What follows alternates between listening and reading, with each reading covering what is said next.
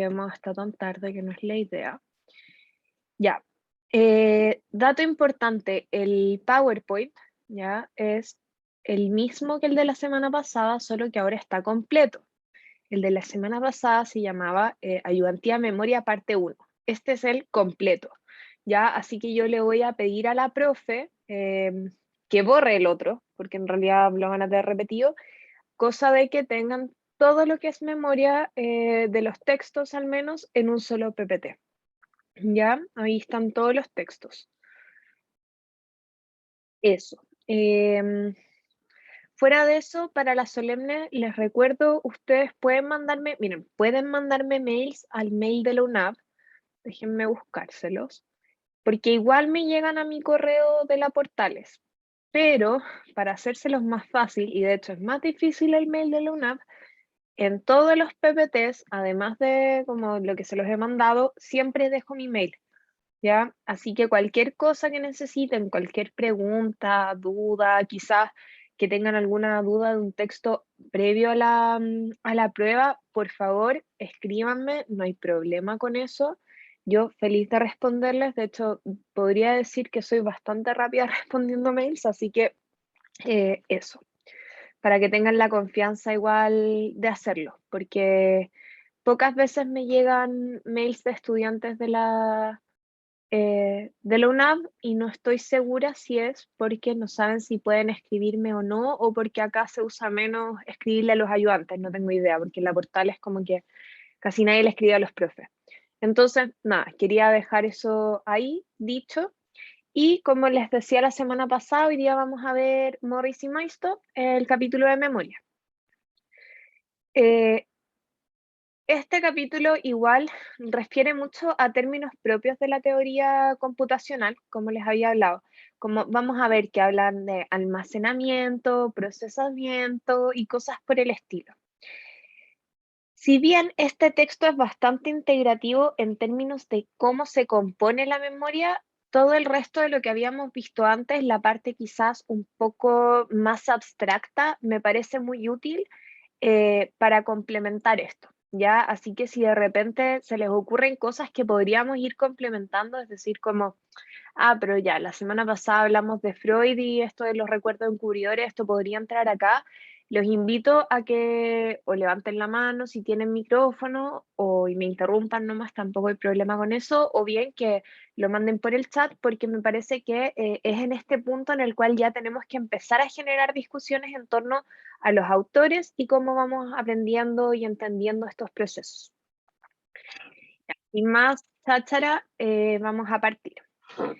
La memoria se va a componer por muchas partes. Eso va a ser como el primer statement. Hay muchas partes que componen la memoria.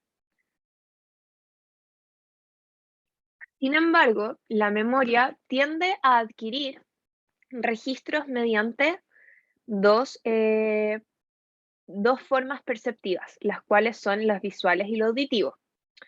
Eso no quita, y lo quiero dejar en claro, no quita que uno pueda tener memoria que surja por parte de cualquier otro registro sensorial, pero los más estudiados han sido los visuales y los auditivos.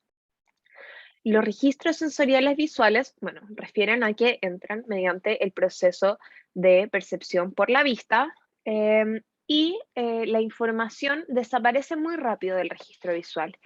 Imagínense ustedes simplemente ven, yo qué sé, yo les puedo mostrar, de acá que puedo mostrar, a ver, ya, esta cuestión rayada que tengo acá. Se las muestro, la vieron, probablemente alcanzaron a reconocer que eran unas flores feas dibujadas, pero dudo que todavía puedan acordarse de cómo eran esas flores, como si fuese una fotografía, por decirlo así. Es muy difícil recordar de esa manera. Por ende, también vemos que aparece también un proceso de enmascaramiento, el cual se refiere a que una vez que un estímulo pasa y llegamos al siguiente, el primero se olvida. Quizás nos olvida en el sentido de que sabemos que está ahí o que estuvo ahí, pero no nos acordamos de específicamente mediante como la fotografía de ese estímulo. Por otra parte, tenemos los registros sensoriales auditivos y estos se mantienen por mucho más tiempo en la memoria. Si ustedes alguna vez han transcrito entrevistas, por ejemplo, es súper ilustrativo ese ejemplo, porque muchas veces en el proceso de transcripción lo que uno hace es escuchar un fragmento, pausar, escribir, y en ese proceso es como que uno constantemente estuviese escuchando el eco de lo que la persona acaba de decir. Como que yo les digo, acaba de decir, acaba de decir, acaba de decir, y queda ahí en el eco. Y uno se acuerda desde cómo lo dijo, como que quedara una mini grabación temporal. Y eso serían los registros sensoriales. Acá David dice, yo tengo muchos recuerdos a través del olfato. Sí, ojo ahí, que en este momento estamos más bien, más que pensando en el recuerdo, eh, si bien lo estamos nombrando, estamos pensando más bien en el proceso de la memoria, de cómo se forma una memoria, ¿ya? Entonces, efectivamente, como habíamos visto en sensación y percepción, las sensaciones, eh, como lo son el olfato, pueden derivar a otro proceso secundario, en este caso, secundario a la sensación y la percepción de un cierto aroma, que refiere justamente a el recuerdo, ¿ya? Entonces, por eso es que también insistimos tanto en que los procesos psicológicos no están separados, pero que los estudiamos por separado por términos más, para hacerlo más fácil, porque si no sería una mezcolanza enorme. Y bueno, como se imaginarán, no existe memoria sin algún proceso de atención por detrás. La atención no la hemos trabajado tanto todavía, pero es muy importante específicamente en este punto, ya que nosotros prestamos atención a ciertas cosas de nuestro ambiente. Y por lo mismo, aquello que prestamos más atención probablemente genere que nosotros podamos recordar mejor. Acá cita el texto, si la información desaparece tan rápidamente de los registros sensoriales, ¿cómo podemos recordar cualquier cosa durante más de 1 o 2 segundos? Una forma consistente, una forma consiste en seleccionar por medio de la atención. Nosotros lo que hacemos es que tenemos una atención, que se habla mucho de esto, de la atención selectiva. No es un chiste que uno tenga una atención selectiva. Hay personas que claramente tienen una capacidad mayor quizás de poder decir como, esto me interesa y te prestan atención, pero que son capaces de como realmente disociarse y mantenerse como con su mundo interno y después decir así como, chuta, en verdad no entendí nada, no te pesqué en ningún momento, como que la atención se le fue para otro lado. Pero efectivamente existe esto de la atención selectiva, la cual es el proceso de mirar, escuchar, olfatear y gustar selectivamente. Si ustedes están en este momento en una pieza, por ejemplo, con sus computadores, lo más probable es que si es que están efectivamente prestando atención, ustedes vean la pantalla del computador y hacia atrás todo se vea un poco más borroso, porque hasta la misma vista se enfoca selectivamente en aquello en lo que está prestando atención. Por ende, se procesa la información con los registros sensoriales en busca de un significado conocido anteriormente. Es decir, si yo apago y prendo la luz, o sea, mentira, si yo tengo la luz apagada, prendo la luz, apago la luz, estuvo prendida por, digamos, 3 segundos, ustedes probablemente van a haber alcanzado a notar detalles generales del cuarto en el cual se acaba de prender y apagar la luz. Lo más probable, porque sería lo más adaptativo en este caso, sería que ustedes hagan un cierto tipo como de escáner de dónde hay objetos y dónde no, como para no caerse.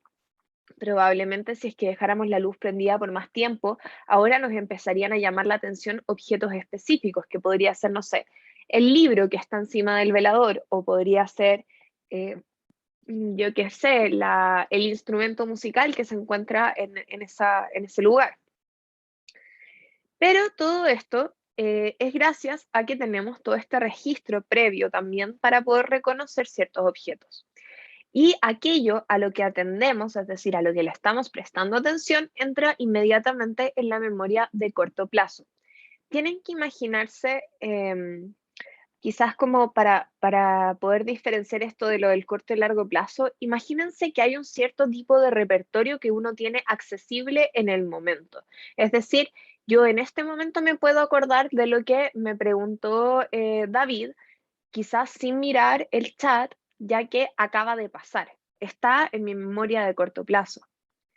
Probablemente pasen un par de minutos o un par de horas y no me voy a acordar quién fue el que me preguntó, ni mucho menos las palabras específicas mediante las cuales surge la pregunta.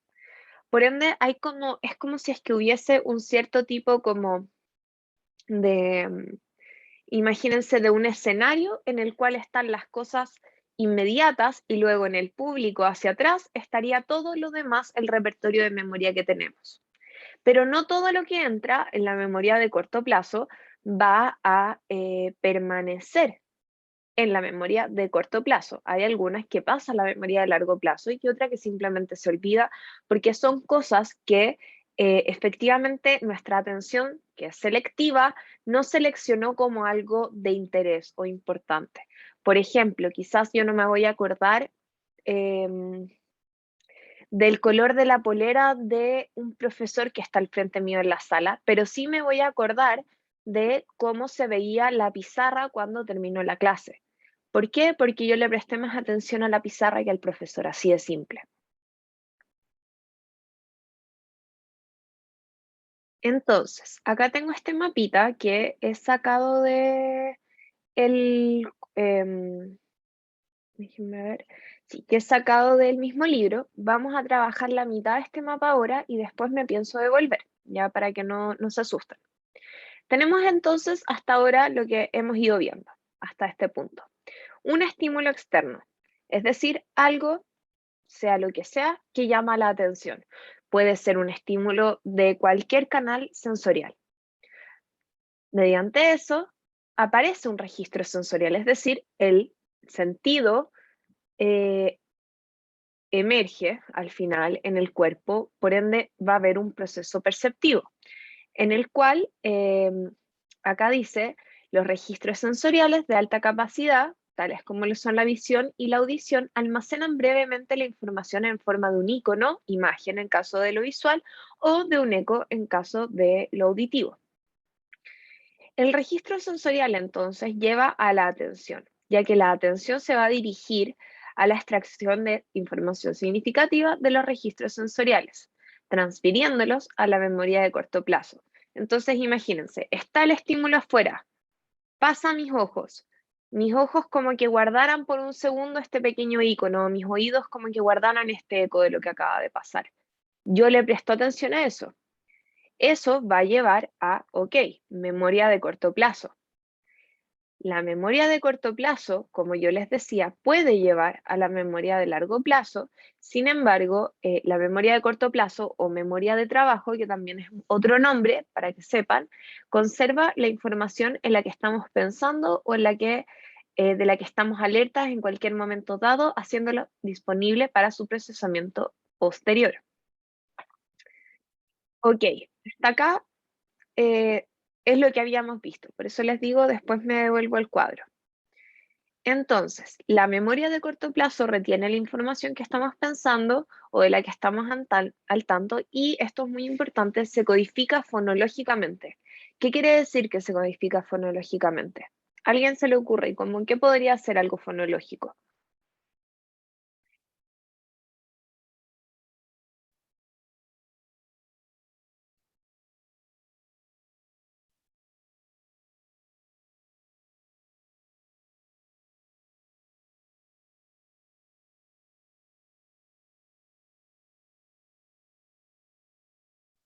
Perfecto, o sea, tú dices que sería al final como recordar algo así como a través del oído. Y justamente tiene que ver con eso, tiene que ver con que la memoria de corto plazo se retiene mediante justamente como este pensamiento que tiene que ver con lo que uno escucha. Por ejemplo, si yo no digo que sea necesariamente que uno lo escuche, pero no sé si les pasa que cuando ustedes piensan es como que hubiese esta como voz dentro de su cabeza que les va narrando lo que ustedes están pensando. Entonces, cuando yo les doy una secuencia de imágenes, por ejemplo, o les doy una secuencia de números, digamos que yo les digo 1, 1, 3, 5, 7, 9. Probablemente ustedes para recordar esos números, fuera de que claramente hay un patrón, y es que son números impares, ustedes podrían decir en su cabeza 1, 3, 5, 7, 9, 1, 3, 5, 7, 9, y en su cabeza suena eso. Eso es el recuerdo que es codificado fonológicamente, ¿ya? Y va a tener dos tareas principales, entonces, la memoria a corto plazo. La primera va a ser almacenar la información relevante ya en la memoria a largo plazo, y la segunda va a ser que se tiene que trabajar en ella, se tiene que trabajar en esto que está tratando de almacenar, ya que no podemos almacenar algo sin trabajarlo. Recuerden, recordar y reelaborar, la misma idea que veníamos teniendo en la clase. Entonces, en ese sentido, y ya más específico, la memoria a corto plazo es muy reducida, ya que nos cuesta mucho recordar secuencias de más de, por ejemplo, 5 a 7 dígitos. Les doy el ejemplo del libro: T, J, Y, F, A, B, M, C, K, I, B. Lo más probable es que si ustedes ven esa chorrocera de letras, imposible que se la memoricen, especialmente si es la primera vez que la escuchan. Sin embargo, podemos segmentarla, podemos separarla en quizás patrones lógicos que nos permitan recordar. FBI, bueno, imagínense que este es un libro me imagino que es gringo, entonces FBI, que es como la PDI chilena, luego JFK, que es JFK, que es el aeropuerto de Nueva York, o el expresidente John F. Kennedy, y YMCA, no estoy segura cuál es qué sigla es esa, no la conozco. Pero claro, para un hablante, ah, sí, la canción YMCA, toda la razón, gracias. ¿Ven? Así, ordenándolo de esta manera, que son las mismas letras, acabamos de generar un patrón que es mucho más fácil de recordar: FBI, JFK, YMCA. Perfecto. Uno se acuerda. Por ende, es muy relevante tener en cuenta que la memoria a corto plazo puede estar realizando varias tareas a la vez. Cuando dos tareas de memoria se presentan en diferentes modalidades sensoriales, por ejemplo, visuales y auditivas, es menos probable que interfieran entre sí que con las que son las de la misma modalidad. Les doy un ejemplo. Si ustedes están leyendo algo, probablemente pueden poner música detrás, quizás sin letra, depende de la persona. Pero pueden poner música clásica y esa música clásica no los desconcentra, no hace que les entre menos lo que están leyendo ni nada por el estilo. En cambio, si ustedes están, digamos, ustedes están leyendo y hay un audiolibro nada que ver sonando atrás, les aseguro que no van a entender ni el uno ni el otro, porque va a generarse una interferencia, ya que son de la misma modalidad. En cambio, si es que hay algo así como que ustedes están haciendo matemáticas y al mismo tiempo hay música, probablemente tampoco tengan problema, o si es que, digamos, están tratando de recordar un sonido asociado a una imagen, probablemente pueden recordar no sé, un videoclip de alguna canción que a ustedes les guste, pero es muy difícil tratar de recordar o de, por ejemplo, memorizar dos letras de canciones al mismo tiempo, como una por un oído y la otra por la otra, imposible. Se hace una mezcolanza. A eso se refieren las interferencias. En este sentido, quiero saber cómo vamos con la memoria a corto plazo, si puedo seguir a la de largo plazo.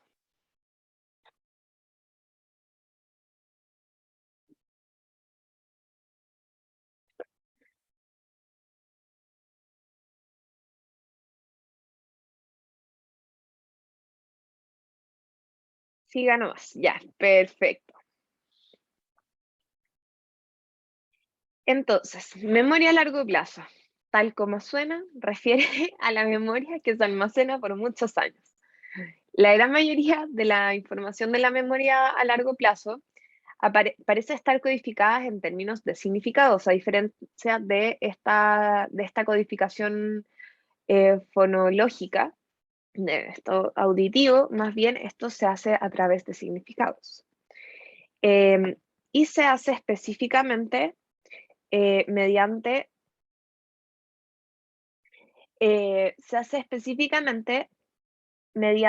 a que nosotros, especialmente por cómo hemos sido educados, se nos enseña por significados. Por ejemplo, quizás ustedes no se van a acordar la foto de cómo se ve una silla, ya específicamente, pero ustedes saben que silla significa objeto para sentarse con cuatro patas, la mayoría de las veces, y probablemente un respaldo. Entonces, cualquier cosa familiar a eso, nuevamente, al igual que con la percepción, que funciona gracias a la memoria, van a poder codificar estos objetos. Entonces ustedes dicen silla, pero no codifican la forma y la imagen de la silla. En cambio, si el material es particularmente familiar, como la letra del himno nacional o una plegaria, esta se almacena al pie de la letra en la memoria a largo plazo y a menudo será posible recuperarlo palabra por palabra cuando sea necesario. Les doy un ejemplo muy ilustrativo. Hay una ayudantía que yo no hago acá en la UNAV, que es de un texto de Foucault que llevo haciendo mucho rato, ¿ya? Lo cual ha requerido que el texto me lo lea muchas veces. Yo estaba corrigiendo una prueba hace poquito. Apenas leo la respuesta, yo de inmediato sabía que ahí había plagio. De inmediato. ¿Por qué? Porque hay un fragmento del libro que efectivamente me sé palabra por palabra. Ni siquiera tenía que chequear porque sabía la definición literal de cómo Foucault había descrito una cierta cosa. Entonces, ¿qué pasó? Yo miré para arriba y dije, oh no, esta persona no citó esto, va a haber un problema. También pasa que uno de repente escucha una canción que ha escuchado 1000 veces y se sabe la letra completa, o sea, se sabe la letra, puede que uno no tenga mucho conocimiento de música, pero igual sabe dónde hay silencios, dónde hay notas que son más largas versus notas más cortas, y de esa manera uno se aprende todo literalmente de memoria. Entonces, justamente la memoria a largo plazo, como les digo, por lo general, en términos como de la mayoría de los casos, recordamos mediante significados y en casos de expertise, que puede ser también ustedes con la carrera, cosas que ustedes sepan más o menos, o sea, que claro, que tengan más conocimiento, probablemente van a tener un recuerdo más literal. Y vamos a tener dos efectos que se llama el efecto de la posición serial, ¿ya? Esto yo sé que la profe también se los mencionó, pero lo repito acá para que también les vuelva a quedar el material. Nosotros tenemos, si yo les doy una lista de datos,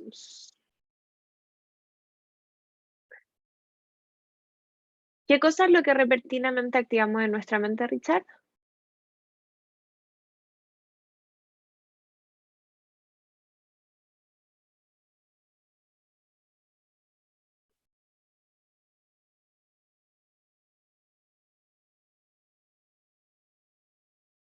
Ah, claro, claro, la memoria a largo plazo, sí, que me había confundido, me había perdido de qué estabas hablando. Bueno, cuando uno recibe una lista de datos a recordar, lo que generalmente pasa es que va a haber el efecto de primacía, que es que recordamos las cosas que están primero, y el efecto reciente, que son los últimos elementos que te dijeron. Por ejemplo, yo les digo, ya, tienen que ir a comprar queso, jamón, pan, cebolla, pimentón, huevos, leche, manjar y cereal. Lo más probable es que se acuerden de las primeras dos cosas que dije, que yo ya ni me acuerdo, no tengo tan buena memoria parece, y se acuerdan de la última que dije, que creo que fue cereal. las cosas del medio se te fueron, porque fue como ya, atención a la primera y atención a la última. Esto pasa lo mismo cuando uno está en una clase. Ustedes probablemente recuerden mejor lo que el profesor o la profesora dice al principio y lo que dice al final y lo que quedó en el medio. Quizás sí, quizás no, depende de cuánta atención hayas estado prestando. Por ende, el efecto de primacía también refleja la oportunidad de repasar los primeros elementos de la lista, lo que incrementa su probabilidad de ser transferidos a la memoria de largo plazo. Porque, como les digo, siempre em, tenemos que hacer algún proceso que sea de memorizar, ya vamos a llegar a eso, para poder traspasar las cosas de la memoria a corto plazo, de la atención inmediata, hacia ya la memoria a largo plazo. Entonces, antes de eso, volvemos acá. Volvemos a este mapita. Yo les recomiendo, y no lo digo en chiste, dibújense esto. Les puede servir muchísimo como para recordar cuáles son los pasos. Y si quisieran, hasta podrían acá poner en el registro sensorial, hacer la separación entre registro sensorial y la percepción, como forma de decir como ya, primero está el sentido, después está la percepción y la percepción justamente sería la que captaría el tema del eco del icono en realidad. Entonces pueden también hacer eso en el mapita como para ir integrando los contenidos. Se los recomiendo. Entonces, habíamos quedado acá, en la memoria a corto plazo, ¿verdad? Entonces, sabemos que el olvido puede aparecer mediante una interferencia de una u otra cosa o el decaimiento, que todavía no he llegado a eso, pero el decaimiento al final es como que simplemente decae esa memoria, es como que está ahí y se fue. Entonces, ¿qué hacemos para memorizar cosas? Requerimos de la repetición, ya que la información repasada en la memoria a corto plazo se mantiene ahí eh, o de otra manera va a decaer con más rapidez. Por ende, cuando repetimos y repetimos, llegamos a después poder repasar y codificar. Esto quiere decir que cuando repasamos lo que acabamos de aprender, en este caso, esto va a empezar a lentamente pasar a la memoria a largo plazo. Mientras más repaso haya, mayor es la posibilidad de que ésta efectivamente sea almacenada. Entonces, la información transferida en la memoria de corto plazo a la memoria de largo plazo se vuelve relativamente permanente y abarca todo lo que conocemos. Lo que conocemos no está en la memoria a corto plazo, lo que conocemos está en la memoria a largo plazo. Y luego tenemos el proceso de la recuperación, que es decir, nosotros estamos acá y ya pongámoslo en términos más psicoanalíticos que ustedes manejan más.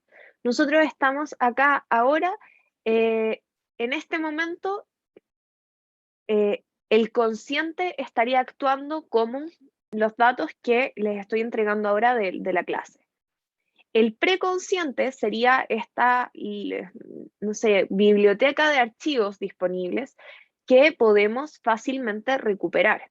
Por ende, la información recuperada de la memoria de largo plazo se transfiere nuevamente, se devuelve a la memoria de corto plazo o a la memoria de trabajo, donde va a estar disponible para su uso. O, poniéndolo en términos psicoanalíticos, el preconsciente o sea, el consciente recupera del preconsciente para ponerlo de vuelta en lo consciente y poder trabajarlo. Eso sería este mapita. Entonces, volviendo a donde íbamos, acá está. Tenemos que saber que van a haber un par de maneras diferentes para lograr memorizar. La primera es el repaso mecánico, que es como lo más común de todo, que es la práctica hace el maestro, repetir y repetir hasta llegar a la automatización. La repetición en todo caso, si no hay una intención, y esto, ojo con esto, porque yo puedo repetir algo, quizás puedo, por ejemplo, me memorizo un poema, puedo repetirlo y repetirlo y repetirlo y ya, me paro al frente del curso o de lo que sea, diserto mi poema, y si yo no tuve una intención como de aprenderlo realmente, hay muy poco efecto sobre el recuerdo posterior. Probablemente se olvide muy rápidamente. Ese es el problema del repaso mecánico. Por ende, llegamos al repaso elaborativo. Elaborativo tiene que ver con elaborar, con procesar esa información, no en el sentido del computador, sino como nosotros sentarnos a procesar esa información, a pensarla, a darle varias vueltas, ya que empezamos a relacionar nueva información con algo que ya sabemos.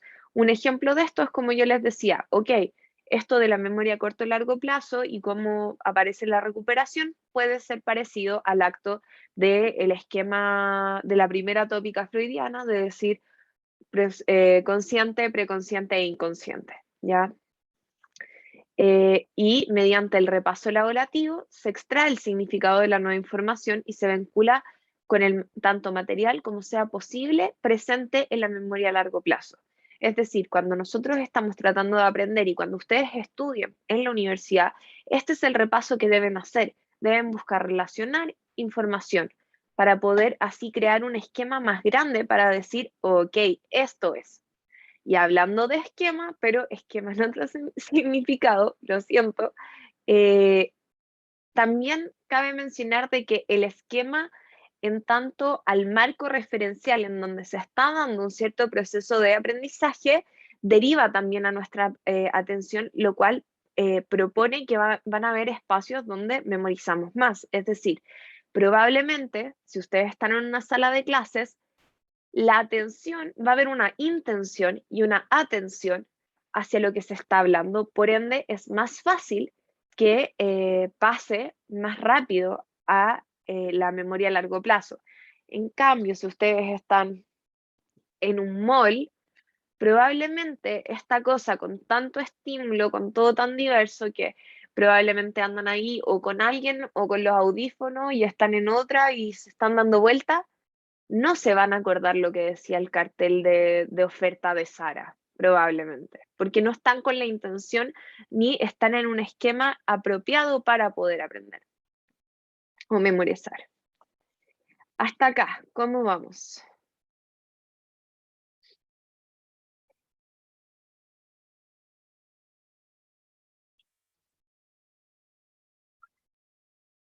Perfecto. Ay.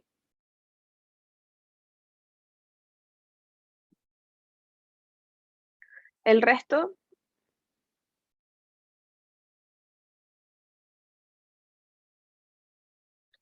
el que se tiene puesto como Josser, no sé quién es, así que diga su nombre para saber cómo referirme. Em, Francisco, David, Ángela, ¿van bien? Diego, perfecto. No, me da lo mismo si se cambian el nombre, de verdad no es problema para mí, pero no, de repente digo como, no sé si es que lo voy a pronunciar bien, entonces para que me digan como, hoy, hola, este es el nombre, pero soy Diego. Eso, genial, bacán Ángela, gracias. Entonces, los tiempos de la memoria, los tipos de la memoria. Van a haber distintos tipos de memoria. Esto probablemente lo han escuchado como durante toda su vida, que tenemos como distintas formas de memoria. La primera, y esta yo encuentro que esto es como una temática bien amena de aprender porque es como bastante intuitiva. La primera es la memoria episódica, que refiere a lo que almacenan los recuerdos de eventos experimentados en un momento y lugar específico y son los recuerdos personales. Ejemplo, yo les puedo contar, no, sí, es que lo que pasa es que hoy día me desperté, fui a la universidad, estuve, no sé, hice una tutoría, estuve leyendo, de ahí me senté con mis amigos en el patio, almorcé, la pasé súper bien, después de eso me fui a clases de investigación, tuve que, no sé, ahí nada, estaba sentada en la tercera fila, estaba con mi computador, la profesora estaba hablando de investigación de metodología cualitativa, tenía que codificar entrevistas, bla, bla, bla. Después de eso me fui corriendo al auto, me vine rajada a mi casa y me conecté a la clase de la UNAP. Literalmente mi día. Esa es la memoria episódica.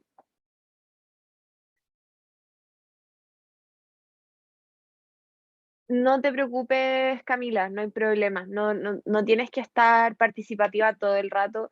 solamente me interesa saber que quienes están, por último, están acá. Así como, por último, decir como, ¿se entendió? Sí, porque si no yo quedo con la duda de que un par entendieron y el otro y los otros no cacharon nada. Entonces, como solamente saber como el feedback de sí, estoy acá. Eso. Em, pero ojalá que te sientas mejor y trata después de desconectarte del computador porque no te hace bien para la jaqueca, para nada.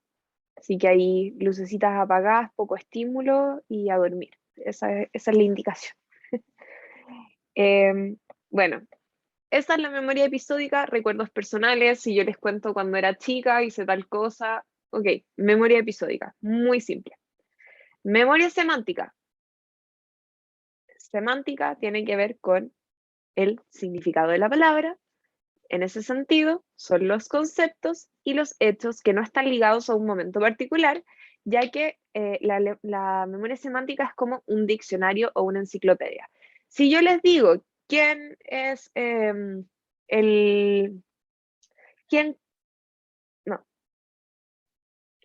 ¿Cuáles son los conceptos clásicos del psicoanálisis? Tírense uno, el que sea.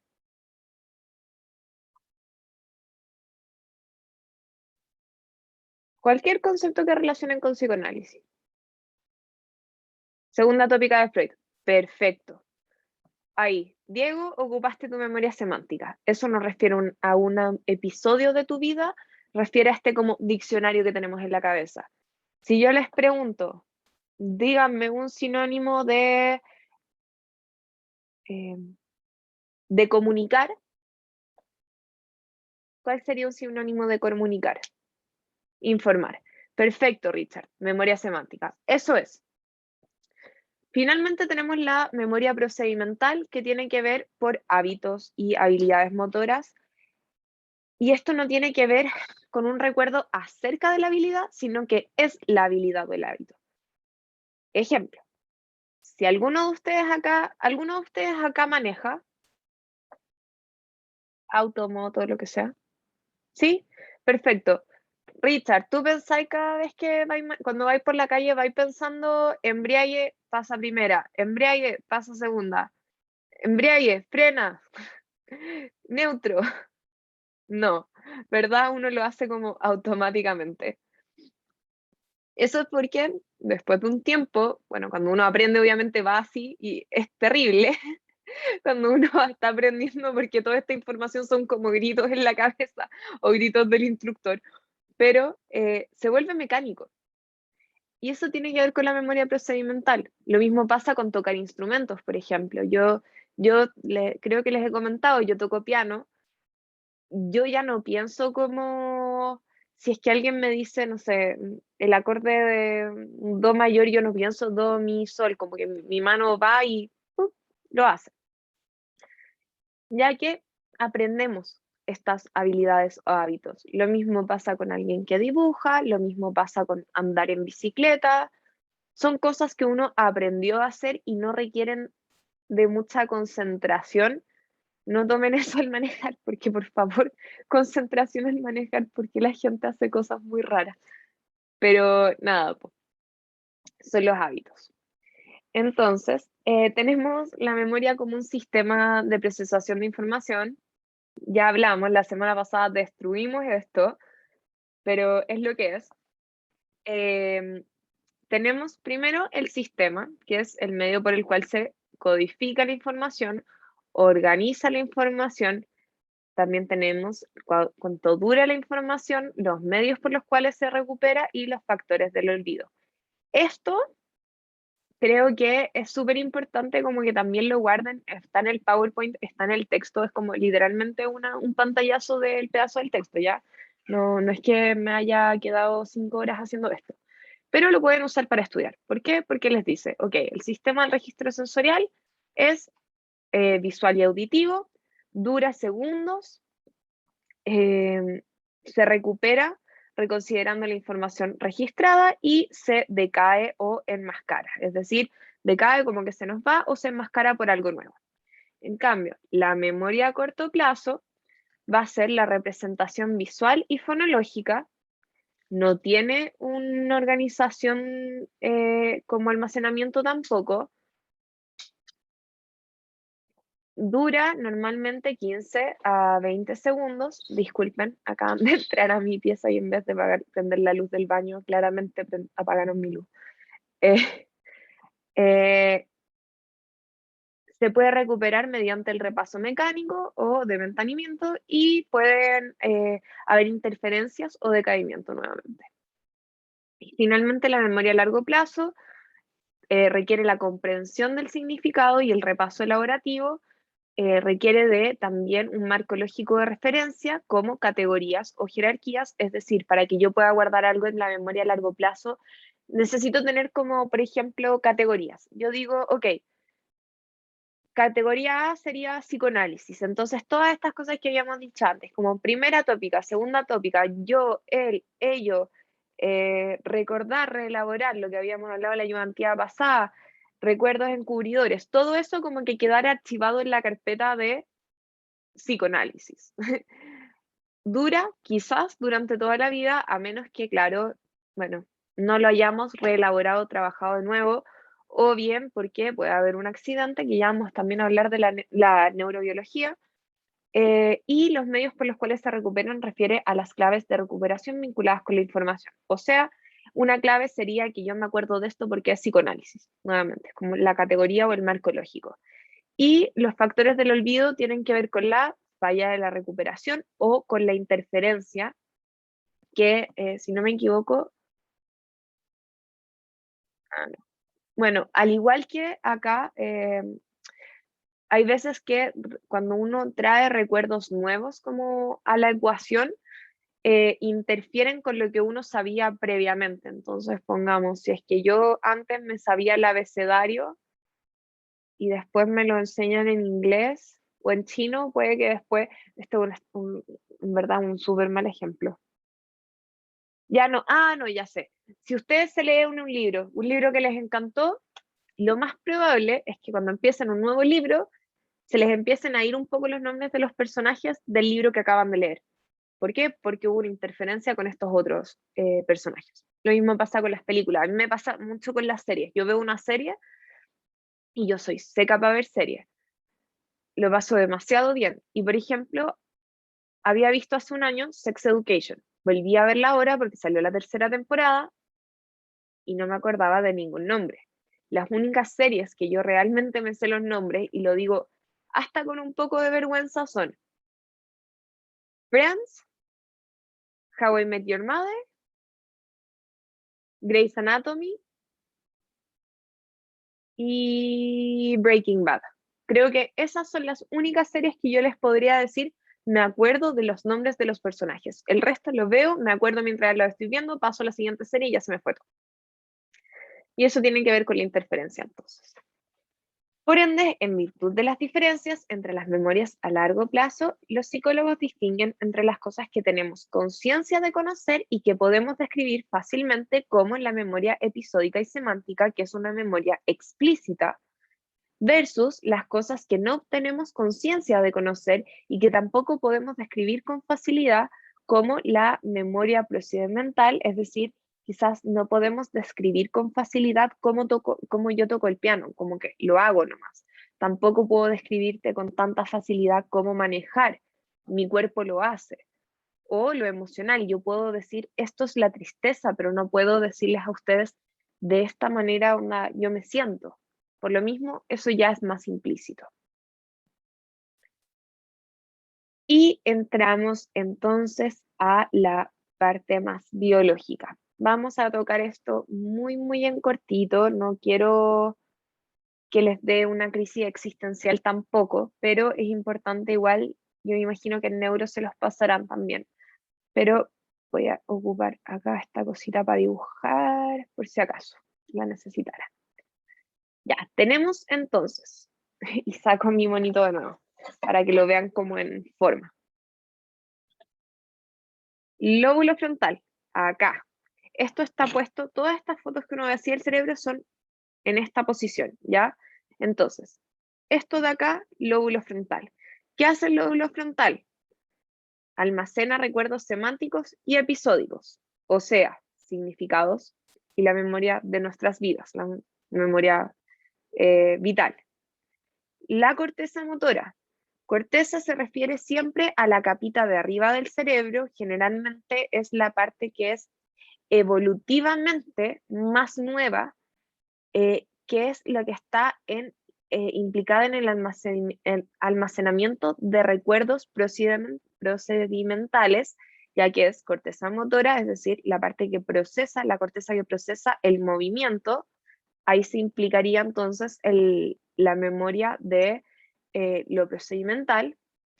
3, el cerebelo, que estaría ya como por acá, juega un papel importante en el almacenamiento también de recuerdos procedimentales. La corteza motora, sobre todo siempre cuando hablamos de corteza, es como donde se procesa, pero donde quedaría algo así como más guardado, por ponerlo en palabras simples, sería justamente en el cerebelo, que también es una parte muy importante para el equilibrio. Entonces, hace sentido que esto que tiene que ver con lo procedimental, que tiene que ver con el movimiento también, también aparezca acá. Luego el hipocampo, que está ya es una estructura subcortical, está adentro del cerebro, juega un rol fundamental en la formación de recuerdos, específicamente em, cuando se ve involucrada los recuerdos como emocionales, al igual que la amígdala, que va a ser vital para la formación de los recuerdos emocionales. O sea, el hipocampo juega el papel importante en la formación de nuevos recuerdos y la amígdala en las que son recuerdos más emocionales. Todo eso está más o menos adentro, que no les puedo mostrar porque esto no se desarma.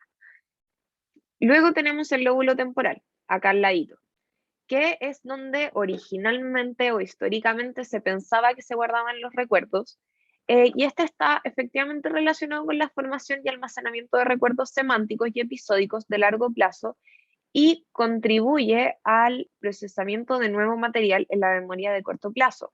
¿Por qué contribuye? Porque justamente como que ahí se almacenaría lo de largo plazo, entonces se hace más fácil para la memoria de corto plazo reconocer y poder recordar cuando esta parte nuestra ha mantenido esta función de como elaborar todo el tiempo estas categorías.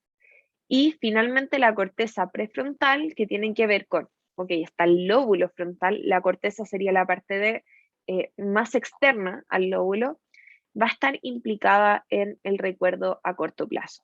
Entonces, si yo les dijera, por ejemplo, una persona tiene un accidente, se pega en la cabeza, se pega en el lóbulo temporal, podríamos pensar probablemente en que podría aparecer una amnesia importante de largo, como de las memorias de cuando pequeños.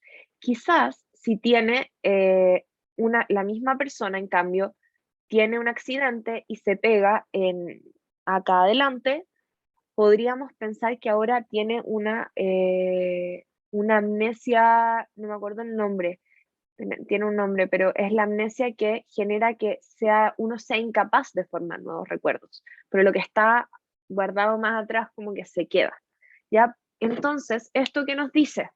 Que es como al final es importante todo esto para esta idea de la memoria, porque antes se solía pensar que había una zona específica del cerebro que acumulaba la información, como que uno podía ir y como lo hablábamos antes, y sacar un chip, una tarjeta de memoria y decir, acá está, pero ahora vemos que en la formación de recuerdo está involucrado prácticamente todo el cerebro. El único lóbulo que, por ejemplo, en esta imagen no se toca es el lóbulo occipital, y el parietal, aunque parte de la corteza motora está en el lóbulo parietal, y el lóbulo occipital igual entraría en juego porque el lóbulo occipital es el que procesa la parte de la visión y no hay memoria, sino al menos no hay memoria en términos de las imágenes o de iconos, como habíamos hablado antes de la memoria a corto plazo, si es que hay algún problema en el procesamiento de lo visual. Y no digo que la persona sea ciega, sino más bien que podría tener algún tipo de problema en el cual efectivamente entra la imagen, pero no se procesa como se debería. Entonces ahí podrían haber alteraciones importantes, ¿ya? Hasta acá se va entendiendo. Sobre todo lo que me interesa de acá que les quede no es como qué hace cada uno de estos lóbulos, lo pueden ver en neuro, lo pueden aprender por su cuenta, si no les interesa, quizás no lo aprenden nunca, me da lo mismo eso. Lo que me importa es que se entienda que no hay una parte sola del cerebro que funciona para cada proceso psicológico o para la memoria específicamente, sino que estamos hablando ya de que es el cerebro por completo que tiene distintas partes con funciones específicas que hacen emerger el fenómeno de la memoria. ¿Eso les queda claro?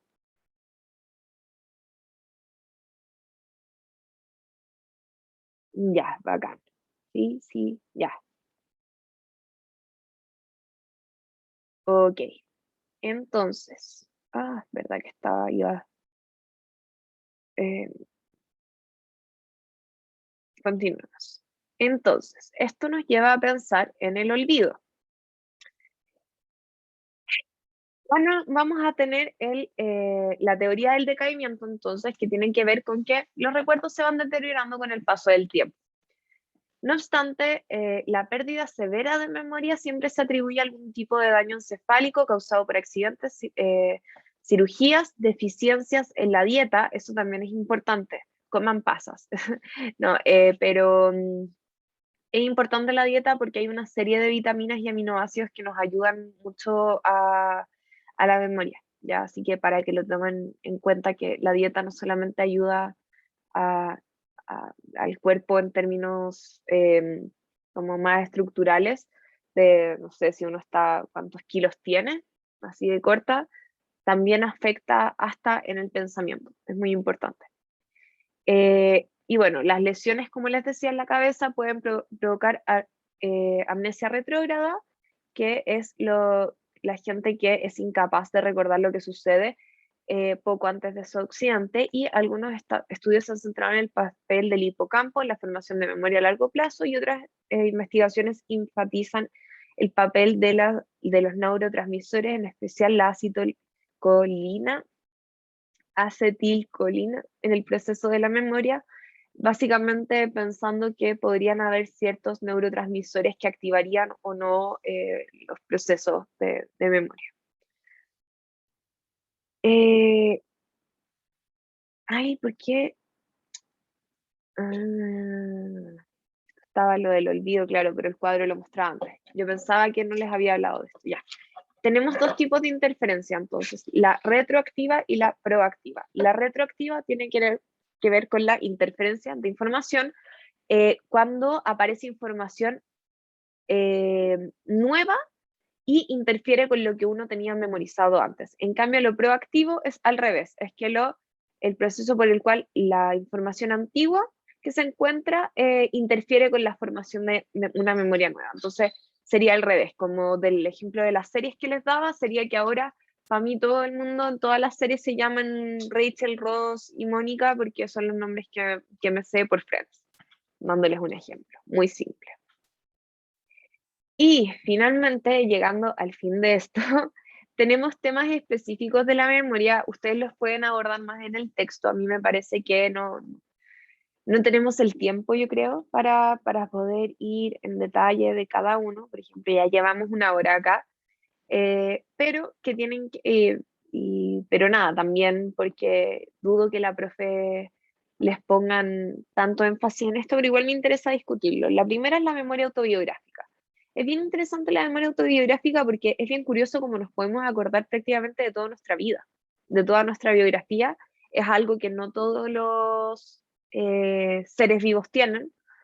Han habido pocos estudios con animales en torno al tema, pero tengo la impresión de que justamente somos como de las pocas especies que tienen esta capacidad de recordar como prácticamente el desarrollo de su vida por completo. También, como habíamos hablado en la ayudantía del texto de Freud, aparece el tema de la amnesia infantil. Em, claro, la memoria autobiográfica es episódica, solamente que dentro de la episódica podemos encontrar esto que es como bien interesante, pero sí. Eh, Tenemos la amnesia infantil, que refiere, como les había mencionado antes, a que hay gente que recuerda más o menos de su infancia. Eso ha entrado harto en discusión porque justamente a partir del psicoanálisis se empieza a pensar que quizás no es un tema estructural, la razón por la cual algunas personas no recuerdan tanto en la infancia, como no es que no hayan estado los mecanismos para formar recuerdos, sino más bien que habrían procesos psicológicos que estarían interfiriendo con la formación o el recuerdo de ciertas memorias. Luego tenemos la memoria extraordinaria, que básicamente hay gente que tiene una memoria extraordinaria, hay gente que se sabe, por ejemplo, los primeros 1000 dígitos del pi, yo llego a 3,14, o la gente que tiene memoria fotográfica, que pueden ver una hoja de papel y literalmente memorizarse todo lo que dice y poder traerlo de vuelta como en esta imagen al final y poder al final aprenderse todo. Luego tenemos los destellos de la memoria que tienen que ver con no solo eventos traumáticos, acá lo puse como eventos traumáticos, pero pueden ser cualquier tipo de evento en verdad que tenga una alta carga afectiva, que muchas veces se imprimen en la memoria. Esto quiere decir que es como que si a uno le pasa algo específicamente, que puede ser más fuerte, suele ocurrir que nosotros tenemos como cierto tipo de video de lo que pasó, como que uno se puede acordar de todo de una manera mucho más lúcida de lo que se acuerda generalmente. Ya también tenemos el tema del testimonio ocular, que es bien discutido, y de hecho me gustaría que estuviese un estudiante que es de la otra sección, porque es un estudiante que por lo que tengo entendido estudió criminalística antes. Eh, y me gustaría como que la discusión que él podría traernos a la mesa respecto a esto, porque justamente el testimonio ocular se usa por jueces para decir como qué recuerdas tú que estuviste en un cierto tipo de evento, sea un robo, sea un asesinato o lo que sea, ¿qué te acuerdas? Y ocupan testigos oculares, o sea, solamente que vieron, no tienen por qué haber estado metidos en la disputa en la cual se está investigando. Y es bien interesante, como les digo, porque no necesariamente tiene mucha credibilidad y no necesariamente todo el mundo recuerda de la misma manera. Y finalmente tenemos los recuerdos recuperados, que son como los destellos de la memoria, pero que a diferencia de ella pasan primero por un proceso de olvidos, como que puede que a mí me haya pasado algo súper traumático, se me olvida lo que me pasó, o sea, al final es una represión, yo reprimo lo que me pasó, no me puedo acordar de lo que me pasó, y algo, sea un estímulo externo, puede generarte un flashback y como que apareciera de vuelta este recuerdo que uno había reprimido en algún momento y les aparece casi que el video completo de lo que pasó. No sé si alguna vez alguno de ustedes o alguna de ustedes ha tenido alguna experiencia muy traumática, pero eso suele pasar. Em, y eso es lo que tenía por hoy de memoria. Como les digo, este es el PowerPoint completo. Tenemos desde Freud en adelante. Así que nada, si es que tienen que repasar los textos, les recomiendo, tienen a su disposición, debiese la profe ya subirles el PowerPoint. No sé si quedan con alguna duda, consulta o cualquier cosa, o si estamos bien por hoy.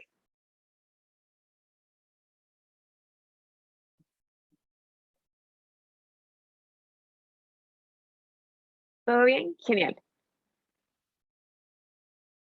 Ya, qué bueno que les haya quedado todo claro. Ya, pues entonces voy a parar de grabar.